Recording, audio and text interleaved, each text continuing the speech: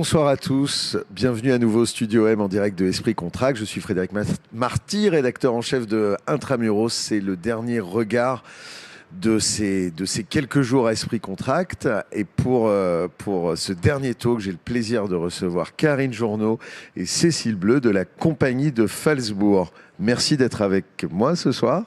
Nous sommes ravis. Merci de nous avoir invités. Alors la compagnie de Phalsbourg, ça a été créé en 1989, je crois, c'est bien cela. C'est un spécialiste de la promotion immobilière. Alors ça s'est un peu élargi au fil des années parce que vous étiez très retail et maintenant il y a plein d'autres choses, notamment du logement et des hôtels, c'est bien cela ? Oui, tout à fait. Et nous sommes surtout investisseurs, plus que juste de la promotion en fait, puisque nous essayons de conserver nos actifs et de les développer en interne. Alors vous avez une vision assez innovante de cela en investissant les zones périphériques et de faire si j'ai bien compris ce que je connais, ce que vous faites, de l'entrée des villes, des zones qui soient des zones commerciales ou pas d'ailleurs, mais plus durables et plus écologiques. Oui, tout à fait. Donc ça, c'est donc mon mari, Philippe Journeau, qui a eu cette vision en fait de se dire, alors plus durable, plus écologique et plus beau. Pour lui, c'était vraiment le côté esthétique était vraiment très important. Et il disait pourquoi, parce que c'est du mass market, on doit faire moche. Ben non. Non, nous ne sommes pas d'accord avec ça. Donc, ça a été sa marque de fabrique et on continue maintenant avec les différents projets que nous avons. Mais depuis le départ, c'était moi, je veux faire du beau, que ce soit pour du commerce de masse ou pour du 5 étoiles si c'est un hôtel. Mais il n'y a pas de raison qu'il y ait une différence en fait. Et pour ce, vous entourez de grands architectes. Il y a Sou Fujimoto, Daniel Libeskind qui a fait Iconic à Nice. Nous étions rencontrés là-bas, un projet assez dingue parce que c'est juste collé à la gare de Nice. C'est même communicant avec une promenade privée, à la fois le flagship d'Uniqlo, un hôtel Doubletree de Hilton, que vous exploitez d'ailleurs, je crois.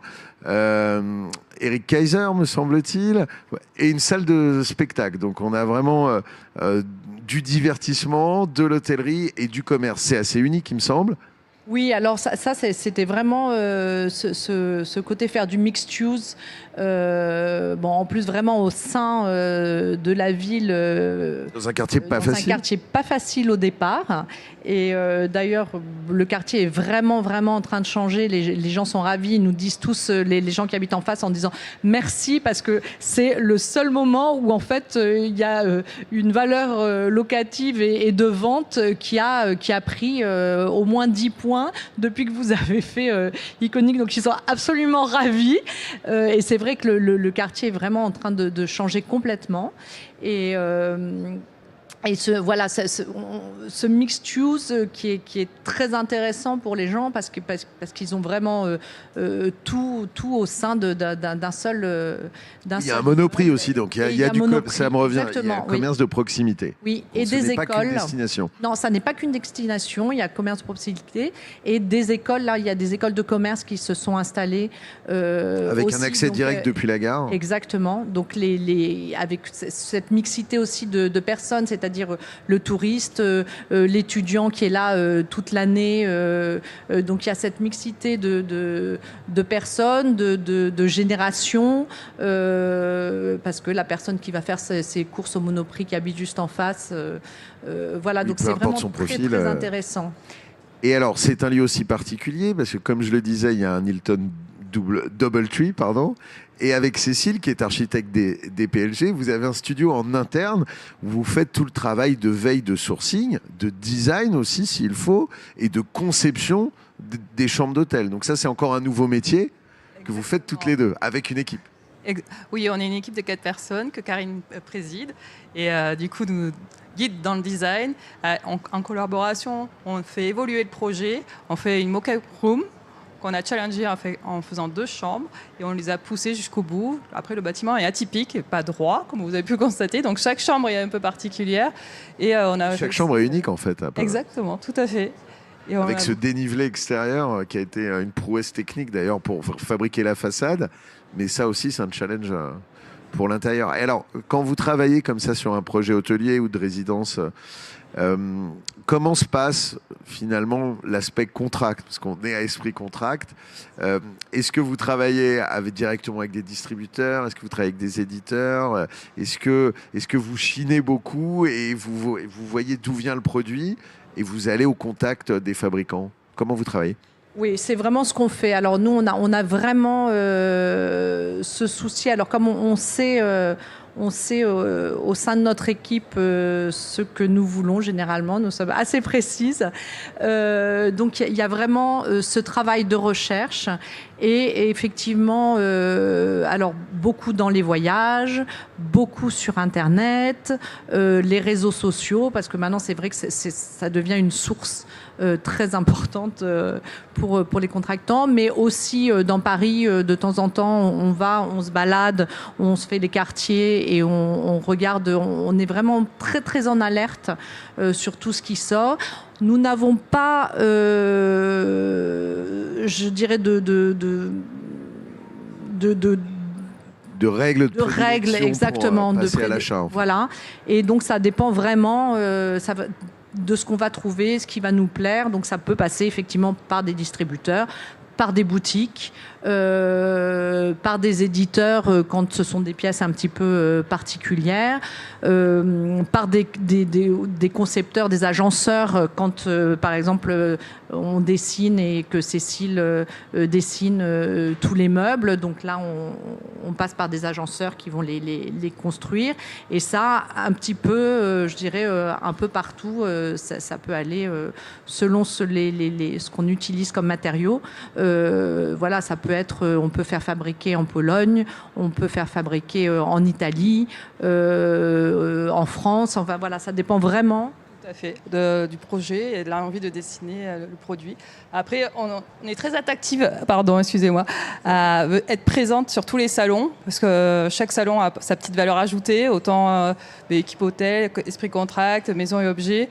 Je trouve qu'ils sont très bien et enrichissants chaque année de pouvoir Parce parcourir. que pour bien comprendre, un hôtel comme le DoubleTree de Nice, c'est combien de chambres à peu près que vous avez dû concevoir, Cécile, avec Karine et votre équipe? 105 chambres avec 105 7 typologies. Donc on a les kings, les queens, les doubles et les kings.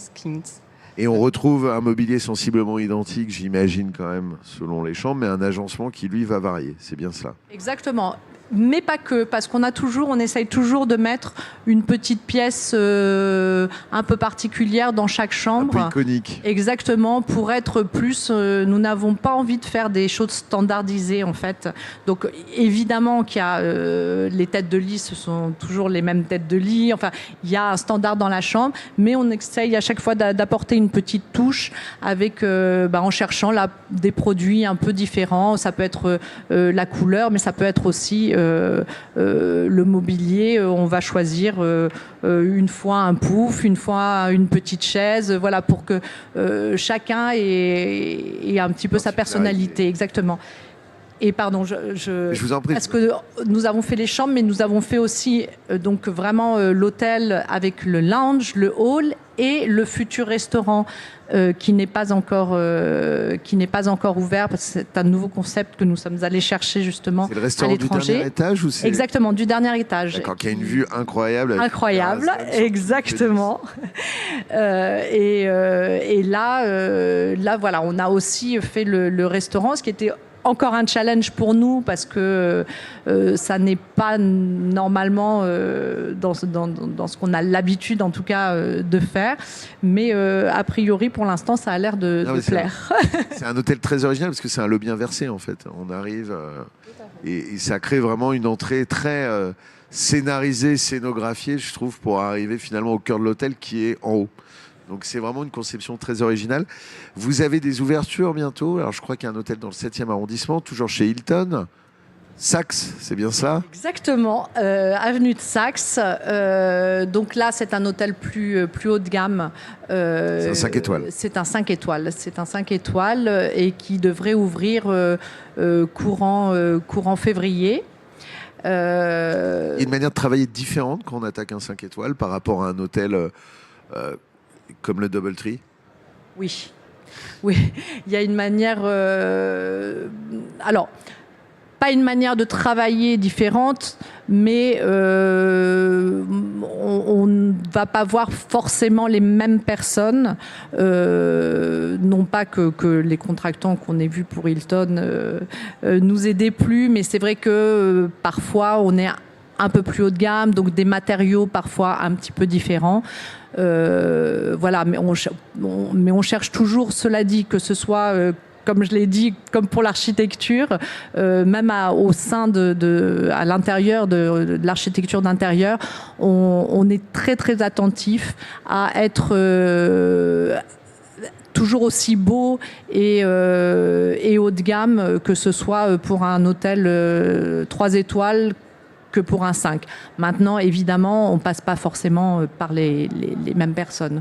On s'autorisera des choses un peu plus onéreuses, un peu plus luxueuses, même dans les matériaux. Voilà. Il y a cette notion de durabilité qui est très importante parce qu'il faut que le cycle de vie de l'objet, que ce soit dans un hôtel ou dans une zone commerciale, il est exposé au public, il a besoin d'être très solide. Et puis il y a cette notion aussi d'écologie qui est vraiment au cœur de votre stratégie et de vos revendications. Comment ça s'exprime dans la conception de vos lieux, que ce soit les centres commerciaux, qui sont extrêmement verts? C'est une des particularités. Philippe Journeau est très attaché aux plantes. Mais il y a aussi tout ce côté carbone zéro. Comment ça s'exprime?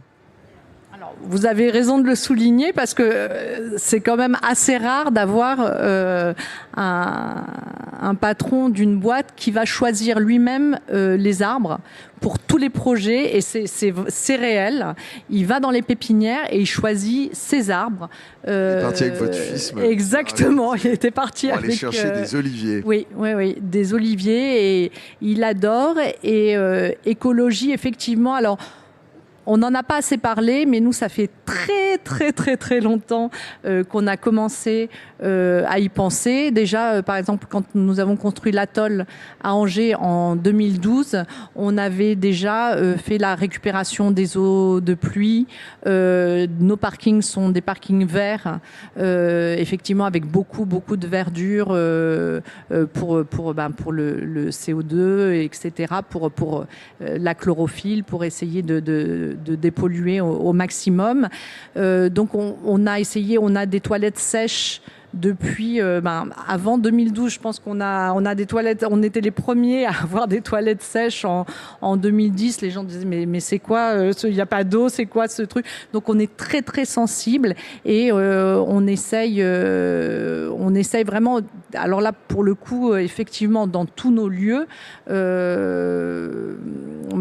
nous avons développé aussi un lieu de philanthropie dans le 5e avec un bâtiment très ancien, et là aussi, nous avons essayé d'être très écologique avec le